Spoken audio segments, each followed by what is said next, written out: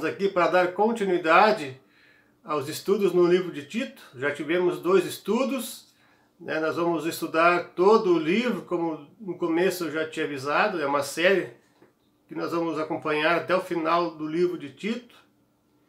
E até aqui nós já vimos algumas coisas, como, por exemplo, o contexto onde foi escrita essa carta, quem foi o autor. Vimos também que a carta de Tito é uma das cartas pastorais, ao lado de 1ª e 2ª Timóteo. Quem escreve é o apóstolo Paulo, e que foi destinada à ilha de Creta, aos cristãos que lá viviam e estavam recém-formando suas igrejas. E Paulo, ele chama Tito para ficar em Creta e ali formar lideranças, pregar o evangelho e orientar aquelas comunidades, né? Isso até aqui nós já vimos nos versículos 1 a 5. Hoje nós vamos estudar dos versículos 6 a 8 e ver as características das lideranças que Paulo pede para que Tito eleja. Quais são as características dessas pessoas? Se você quer saber mais completo sobre os primeiros vídeos, né, sobre contexto, quem foi Paulo, quem era Tito, veja o primeiro e o segundo vídeo aqui do canal sobre a epístola de Tito. Hoje nós vamos ver quais são as características que Paulo pediu para que Tito elegesse, né, líderes. Como deveriam ser esses líderes? E lembrando que isso não é só para aquela época, isso vale também para os dias atuais. Antes de irmos para a mensagem, eu quero dar aquele recado especial que se você, ao final do vídeo, gostou do vídeo, dá aquele joinha, né? Clica no gostei. Também compartilhe esse vídeo nas suas redes sociais para que outras pessoas possam ver o vídeo, conhecer a palavra de Deus. Se você não se inscreveu aqui no canal, se inscreve para que o canal ganhe relevância e atinja outras pessoas. E essas pessoas possam conhecer mais de Deus também. Comenta aqui embaixo, diga o que você achou, né? Participa conosco. E também, se você não ativou o sininho de notificação do YouTube aqui embaixo, ativa ele para que toda vez que sair um vídeo, o YouTube possa te avisar. Tá bom? Então hoje vamos saber como é um líder aprovado por Deus, né? Paulo orienta agora a Tito a escolher líderes que vão fazer com que a igreja trabalhe para o bem do reino de Deus. E para que isso funcione, é necessário que pessoas fiéis ao Senhor e que tenham características que o Senhor aprova, sejam também a liderança. Porque aquilo que a liderança faz, os demais vão fazer também. Se nós escolhemos lideranças erradas e que não são fiéis a Deus, os demais também vão seguir esse exemplo. Agora, se nós escolhermos pessoas segundo o coração de Deus, essas pessoas vão ser também pessoas que vão seguir a Deus, os demais integrantes da comunidade, os demais membros, né? Então, é muito importante a escolha da liderança da igreja. Então, o tema de hoje é um líder segundo o coração de Deus.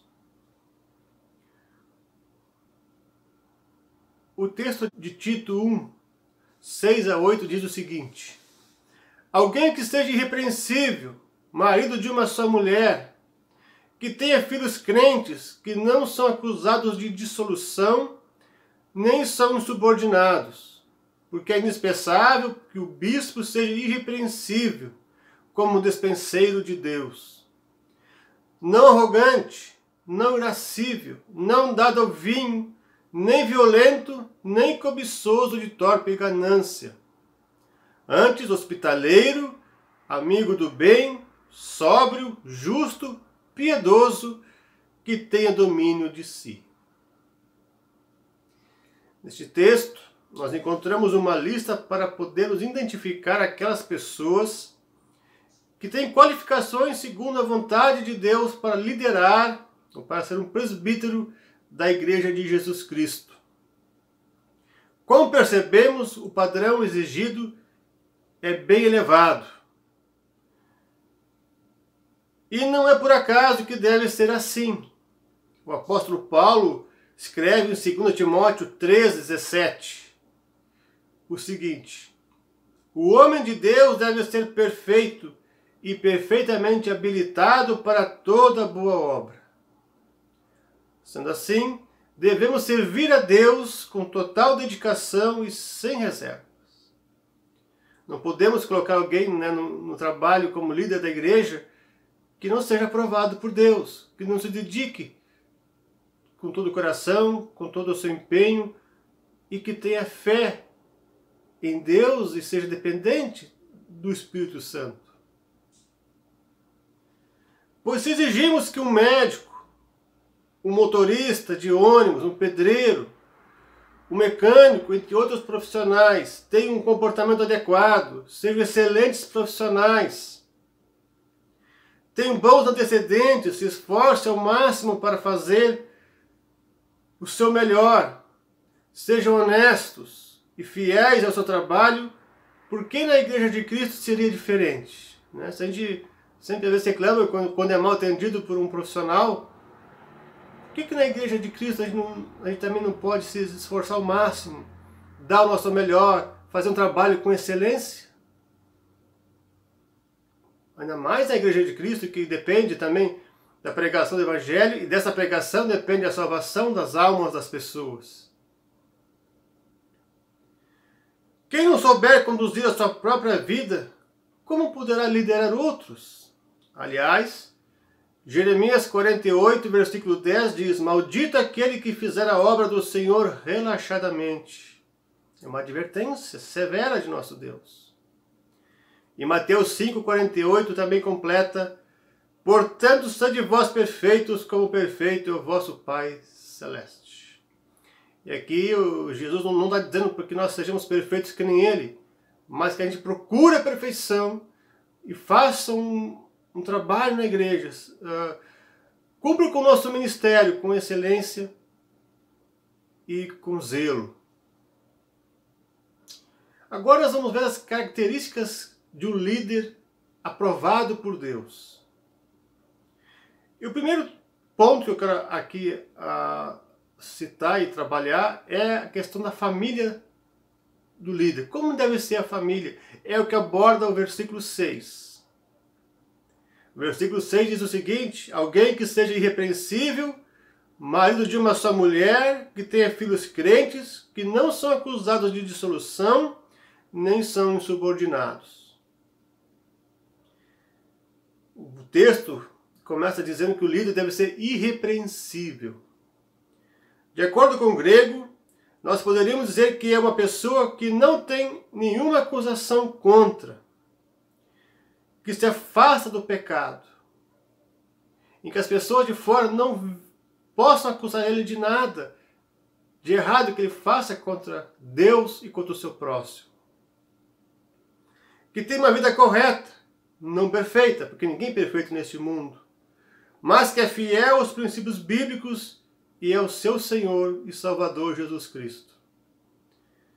Em 1 Timóteo 3,10, irrepreensível é condição para o diácono, valendo, portanto, para qualquer pessoa que serve a Deus, sejam eles leigos, pastores, músicos, professores de escola dominical, professores de culto infantil, de líderes de grupos de estudo bíblico, presbíteros, entre outros, diáconos, missionários, catequistas, enfim.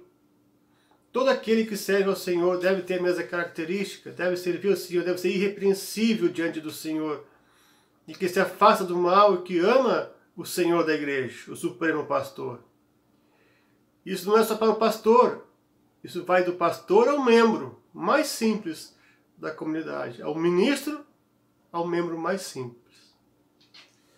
A segunda característica que o texto nos diz de um líder na sua família é que ele deve ser esposo, o marido de uma só mulher, ter um só cônjuge.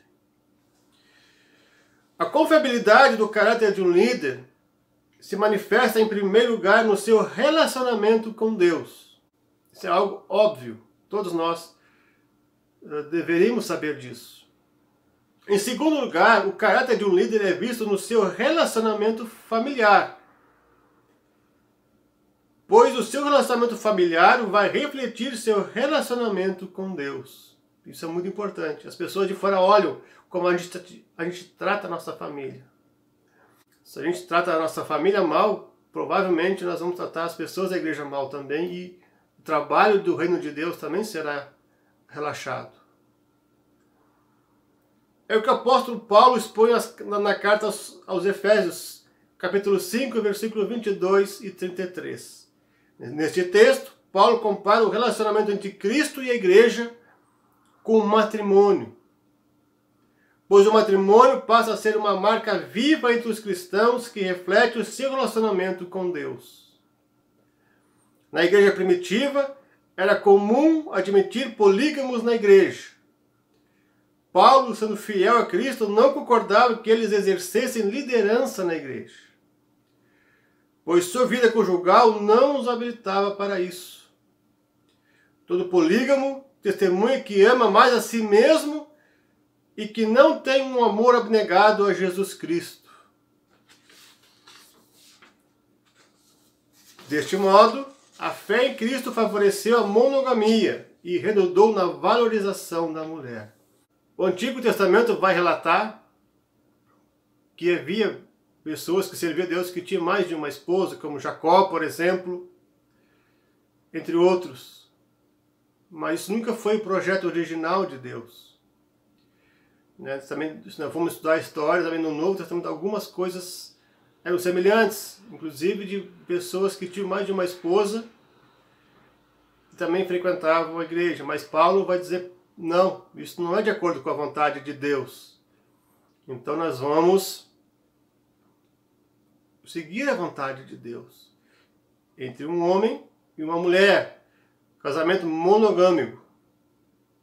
Porque quando uma pessoa tem mais de uma esposa, ele está pensando mais em si, no seu prazer próprio, do que no reino de Deus. Isso, com a graça de Deus, redundou na valorização da mulher.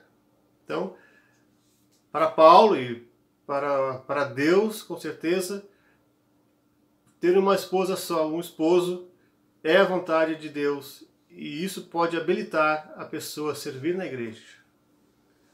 Mas não é só isso. Não bastava seguir a Deus nesse sentido de ter uma esposa ou um esposo só, mas também de ter filhos crentes. É assim que continua o texto. Que tenha filhos crentes. A firmeza, a habilidade e o caráter do líder também se manifestam da maneira como ele lida com a sua família. Como Paulo disse em 1 Timóteo 3,5, pois se alguém não sabe governar a própria casa, como cuidará da igreja de Deus? Em 1 Timóteo 3,4, se espera que os pais sejam capazes de manter os filhos obedientes. Quando os filhos em uma casa são obedientes e crentes, pode-se concluir que os pais também são aptos para presidir a família de Deus. Ou seja, quem não souber lidar com as dificuldades de seus próprios filhos, ajudando-os a encontrar o caminho da salvação, não demonstra estar pronto para liderar uma igreja. A família é a base da sociedade e, consequentemente, a base da igreja. Por isso, esses critérios apresentados aqui pelo apóstolo Paulo continuam sendo atuais. Quanto estrago na igreja de Cristo se tem causado por um matrimônio desajustado? Quantos abalos a infidelidade no casamento já trouxe às igrejas? Quanta confusão tem gerado nas tentativas recentes de abrir espaços na liderança da igreja para quem não vive um casamento de acordo com os padrões bíblicos. Igrejas inteiras se dividiram por causa disso. É indispensável que todas as áreas da vida de um líder estejam submetidas à vontade de Deus. Pois, portanto, quer quer bebais ou façais outra coisa qualquer, fazei tudo para a glória de Deus. E a vida em família também deve ser para a glória de Deus e refletir o nosso relacionamento com Deus. Por isso, não devemos nos tornar causa de tropeço nem para judeus, nem para gentios, nem tampouco para a igreja de Deus, conforme diz 1 Coríntios capítulo 10, versículos 31 e 32. Quando buscamos ser liderança na igreja sem ser obediente a Deus e cumprir e de acordo com os seus desígnios, nós podemos e com certeza vamos virar pedra de tropeço e não bênção para as pessoas. Os filhos também deveriam não ser acusados de dissolução. Dissolução é traduzido do grego da palavra asótia, que significa o que vive de forma relaxada, desorganizada, esbanjadora, que causa desperdício espiritual devido ao comportamento excessivo e às terríveis consequências que isso traz. Se um pai ou uma mãe não consegue educar seu filho, né, como é que vai também ensinar a igreja de Cristo? Porque a igreja é um reflexo da família. Não é à toa que a família é a base da igreja. Quando se destrói a família, se destrói também a igreja. E é ali que Satanás ataca. Não é à toa que Satanás também, lá no Éden, a primeira coisa que ele atacou foi a família. Foi Adão e Eva. Percebam como as coisas se fecham. Então, o filho deve ser uma pessoa que também seja obediente aos pais, para que também possa aprender a ser obediente a Deus. Nós vemos muitas pessoas hoje que são desobedientes a Deus e rebeldes contra Deus. Mas muitas vezes a causa está lá na educação dos pais. E geralmente essas pessoas tiveram sua família destruída, separação entre pai e mãe, né, ou outra situação, algum da família com algum tipo de vício. Isso gera desobediência aos pais e também desobediência a Deus. O pai e a mãe são colocados como representantes de Deus neste mundo para educar seus filhos, para que eduquem eles para a glória de Deus e para servi-lo. Por isso é importante o pai ser um pai e uma mãe ser uma mãe que eduquem o filho na fé. Não podemos botar pessoas na igreja que também não conseguem nem cuidar da sua própria casa. Como é que vamos cuidar da igreja de Deus, né? Conforme diz ali 1 Timóteo 3,5. Os filhos também não deveriam ser insubordinados. Insubordinado também pode ser traduzido por desobediente e rebelde. A educação de filhos deve ser prioridade. A história mostra que líderes tendem a ser ou complacentes ou durões com seus filhos. Em ambas as atitudes falta o amor que se importa, que dialoga com os filhos e ora por eles. Sem essa dedicação cristã aos filhos, ninguém está habilitado ao ministério. É necessário que o amor e a fidelidade de Jesus moldem continuamente a vida familiar, para que não aconteça que quem prega o evangelho a outros seja ele mesmo desqualificado. 1 Coríntios 9, 27. Na igreja primitiva, a convivência familiar era de significado essencial para a expansão e o aprofundamento da fé, porque as igrejas ainda eram quase que exclusivamente comunidades domiciliares, e porque o entorno, muitas vezes hostil, observava com atenção máxima o que acontecia nesses lares. O mundo lá fora, ele vê o que a família cristã pratica. Conforme o nosso testemunho, nós vamos ser pedra de tropeço ou bênção. Por isso é importante também cuidar da família, para depois também aprender a cuidar da igreja de Cristo. Aqui agora eu vou para o segundo ponto. Como deve ser um líder cristão na vida pública? O versículo 7 nos diz o seguinte: porque é indispensável que o bispo seja irrepreensível como dispenseiro de Deus, não arrogante, não irascível, não dado ao vinho, nem violento, nem cobiçoso de torpe ganância. E aqui não é só na vida pública, mas também na vida dentro da igreja, né? Porque as duas coisas são importantes, dar bom testemunho, tanto dentro como fora. O texto ele nos diz que é indispensável que o bispo ou o líder, né, o que é aquele que organiza a comunidade, seja irrepreensível como dispenseiro de Deus. O termo grego que Paulo usa nesse texto para se referir ao bispo é episcopos, que pode ser traduzido por supervisor, né? Pode ser traduzido por supervisor, especialmente usado como referência à função da supervisão exercida por um ancião, uma pessoa mais experiente na fé, né? Ou mais velha, às vezes também pode ser. Ou presbítero de uma igreja ou congregação. O bispo, ou supervisor e líder, era um dos presbíteros.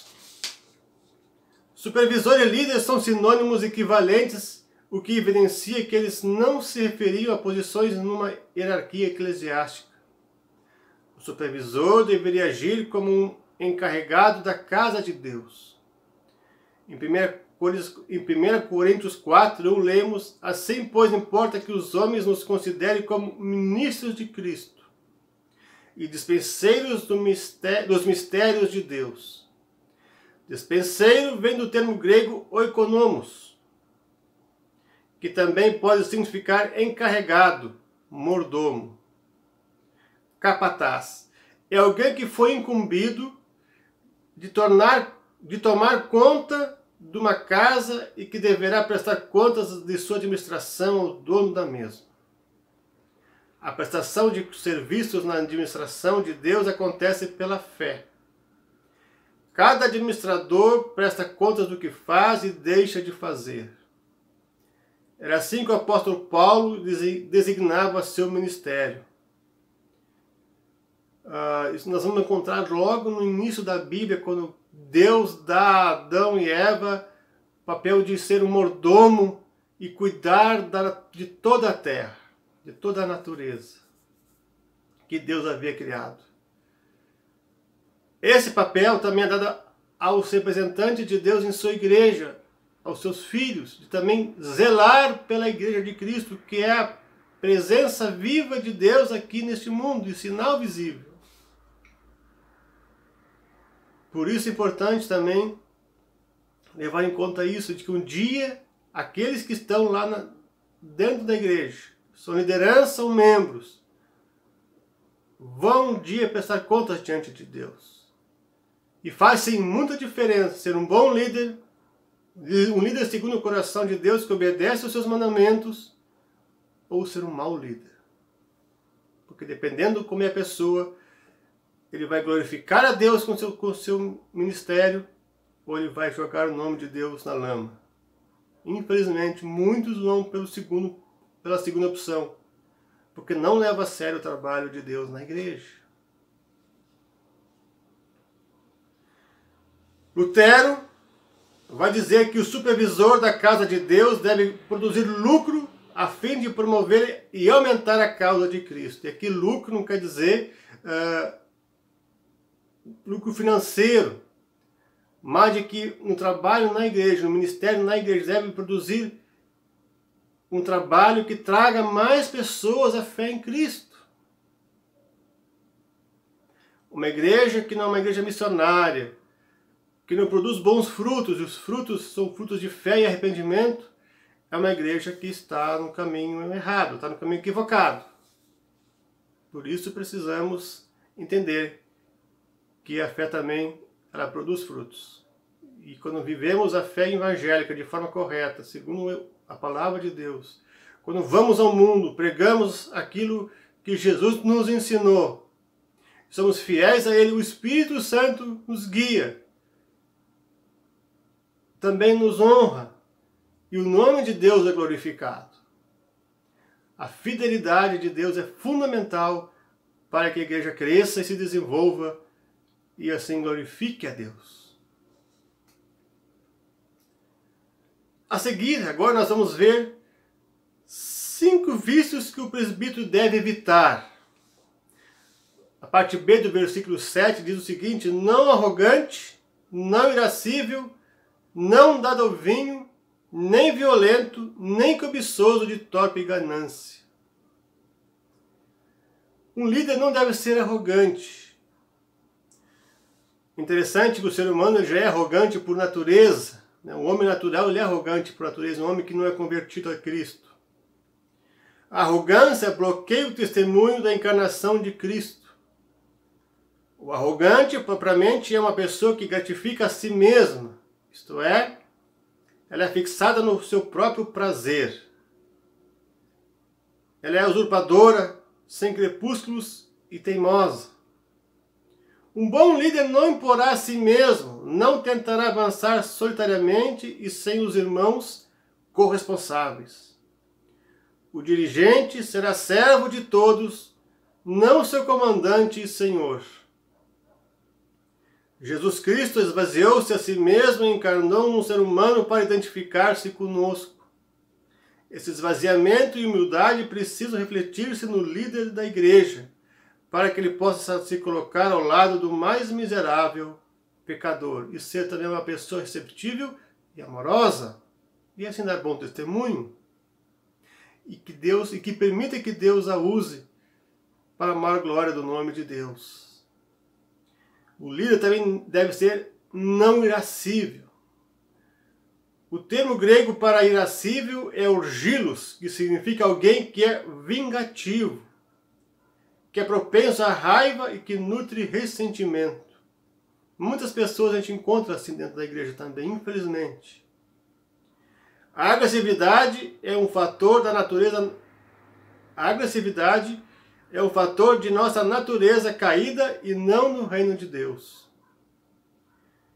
Quem está na liderança da igreja precisa suportar contestações e até agressões, sem revidar. Ninguém confiará em alguém que seja vingativo e raivoso. Isso causa insegurança nas pessoas. E acaba nos distanciando das pessoas também. A igreja precisa ser pastoreada por líderes que têm em Cristo o grande pastor de suas almas, conforme diz 1 Pedro 2,25, 5,4 e Lucas 15, 3 a 7. Somente Jesus nos capacita a andar em seus passos, a buscar a ovelha perdida e a integrá-la ao seu rebanho, conforme lemos 1 Pedro 5, 1 a 4. Quem considera a si mesmo capaz de tudo, confia demais em si, rapidamente perde a paciência com os outros. Um valentão em breve se torna solitário, alguém que tem apenas seguidores sumissos, mas não irmãos corresponsáveis. O líder também deve ser não dado ao vinho. E aqui a expressão grega não se refere apenas à dependência alcoólica, mas também à embriaguez ocasional. Aquele que de vez em quando toma umas e outras e acaba se embriagando. Com certeza que é algo que Deus não aprova, o alcoolismo. Então é necessário que o líder também tenha domínio próprio. Evite qualquer tipo de vício, não só o vício alcoólico, porque isso com certeza Deus não aprova. E Deus não vai botar alguém na liderança da igreja quando esse alguém faz alguma coisa que Deus não aprova. O líder também não deve ser violento. O profeta Zacarias já disse que Deus interviria não por força, nem por violência, mas pelo seu Espírito. Se Deus enviou o seu Filho ao mundo para agir em amor e não por violência, seus servos também devem agir assim. A violência ela causa divisões e não anda de acordo conforme o próprio Deus age. Conforme Zacarias disse, Deus não agiria por violência, mas por meio do seu Espírito. E aqui cabe uma coisa importante para todo líder. O líder deve ser alguém dependente do Espírito Santo e uma pessoa cheia do Espírito Santo, conforme os apóstolos eram lá em Atos 2, conforme a gente vai ler, Atos 4, conforme Paulo era, conforme Davi era alguém cheio do Espírito Santo. Alguém dependente de Deus, que confia no poder de Deus e que espera Deus abrir as portas. Alguém que é uma pessoa de oração, de leitura bíblica. Isso nós vamos ver no próximo estudo. Alguém que conhece a palavra. Isso é fundamental. Também a pessoa não deve ser cobiçosa e de torpe ganância. Jesus, ao lavar os pés dos discípulos, nos ensinou que o líder em sua igreja é aquele que serve aos irmãos e não aquele que busca vantagens pessoais. Por isso, quem busca lucro indevido não está habilitado a liderar o rebanho de Deus.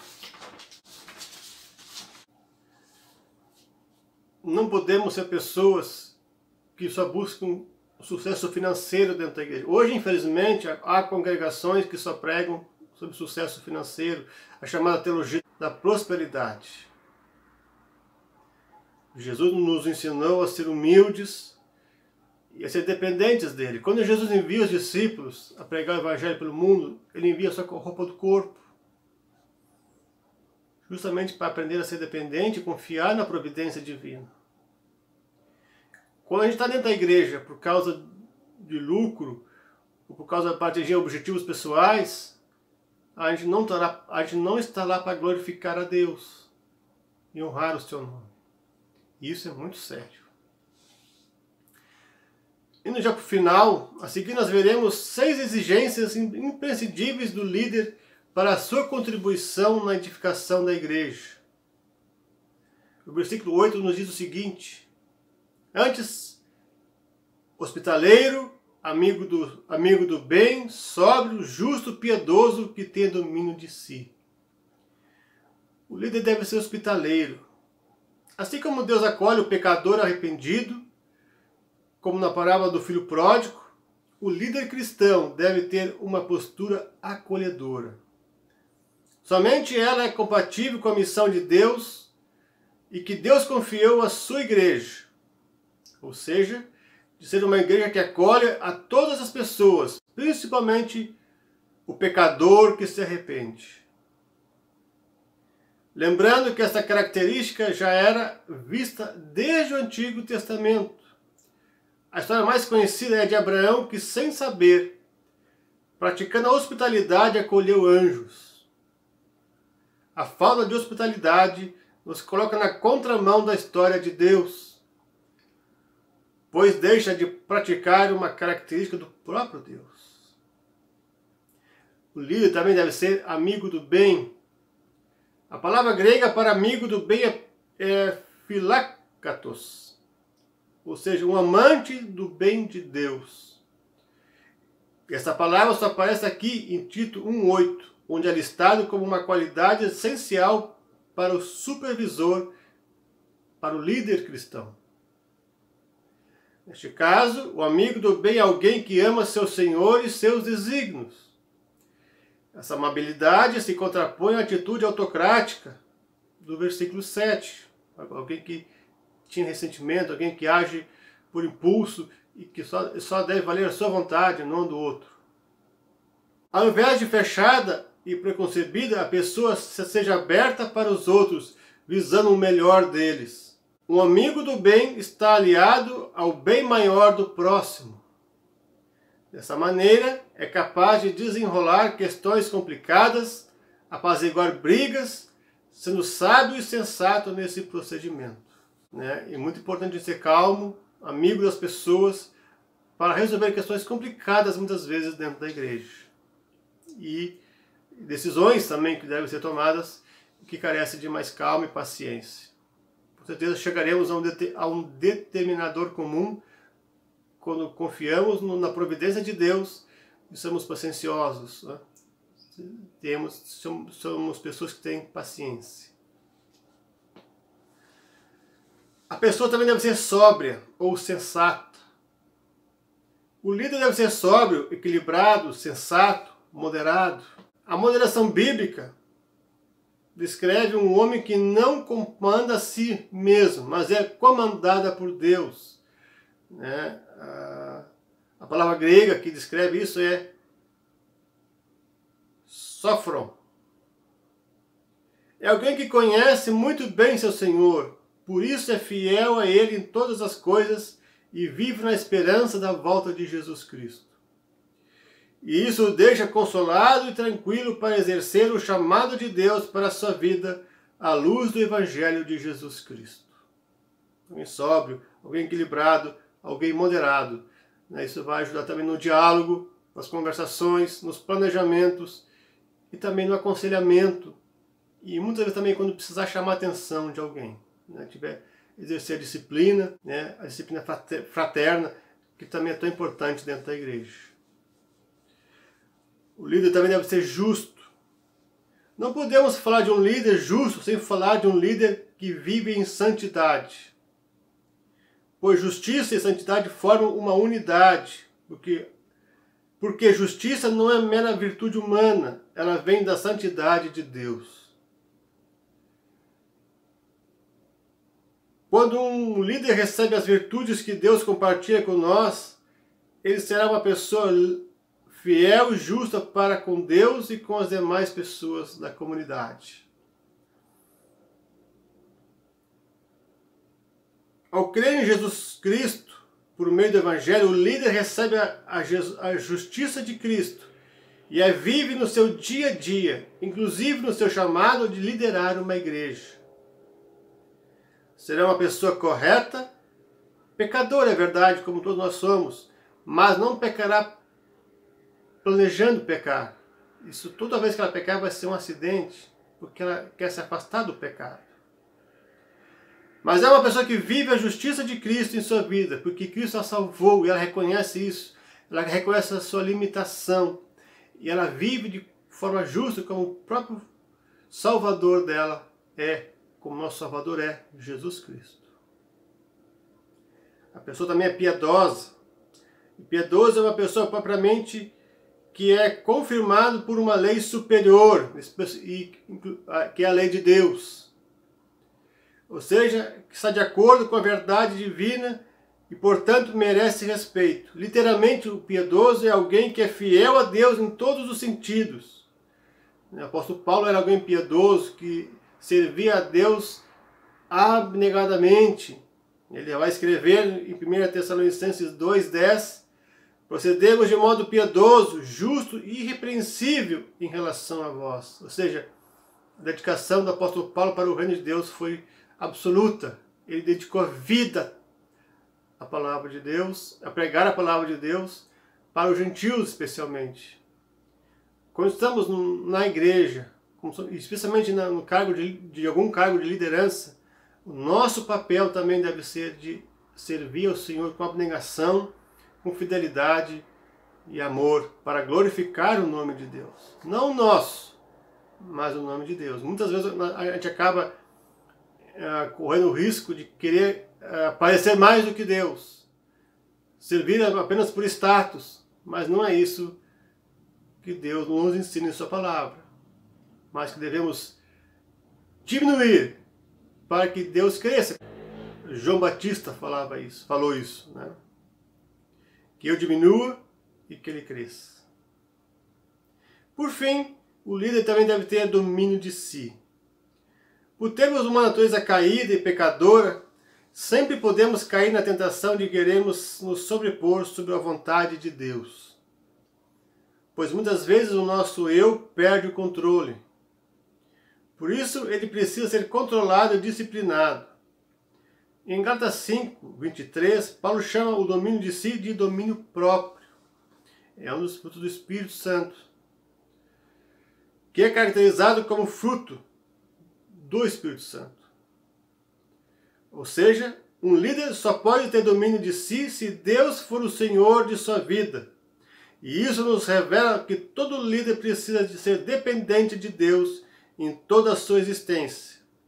Só assim ele será uma pessoa segundo o coração de Deus. Até aqui nós estudamos as características de um líder cristão que é fundamental para o sucesso da Igreja de Cristo, para o bom testemunho do Evangelho e para não tornarmos pedra de tropeço. Que Deus possa estar tocando no teu coração, Deus possa também estar fazendo você refletir sobre isso, se você é líder de igreja ou pretende ser líder na igreja, que um dia prestaremos contas se fazemos um trabalho bom ou não.